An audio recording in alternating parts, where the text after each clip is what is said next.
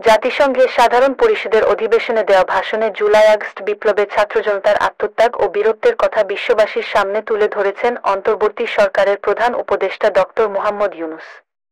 আজ শুক্রবার যুক্তরাষ্ট্রের নিউ ইয়র্কে জাতিসংঘের সাধারণ পরিষদের ৭৯তম অধিবেশনে ভাষণ দেন শান্তিতে নোবেল বিজয়ী অধ্যাপক ডক্টর ইউনূস।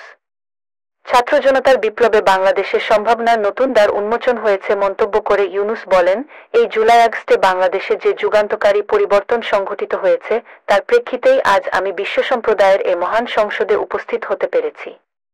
আমাদের গণমানুষের, বিশেষ করে তরুণ সমাজের অফুরান শক্তি আমাদের বিদ্যমান রাষ্ট্র কাঠামো ও প্রতিষ্ঠানগুলোর আমূল রূপান্তরের এক নতুন সম্ভাবনার দ্বার উন্মোচন করেছে। ইউনূস বলেন, আমাদের ছাত্র ও যুব সমাজের আন্দোলন প্রথম দিকে মূলত বৈষম্য বিরোধী আন্দোলন ছিল। পর্যায়ক্রমে তা গণআন্দোলনে রূপ নেয়।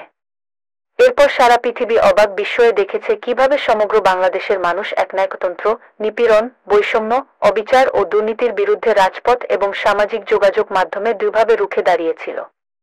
শান্তিতে নোবেল বিজয়ী এ অধ্যাপক বলেন, আমাদের ছাত্র জনতা তাদের অদম্য সংকল্প ও প্রত্যয়ের মাধ্যমে একটি স্বৈরাচারী ও অগণতান্ত্রিক শাসন ব্যবস্থা থেকে আমাদের মুক্তি এনে দিয়েছে।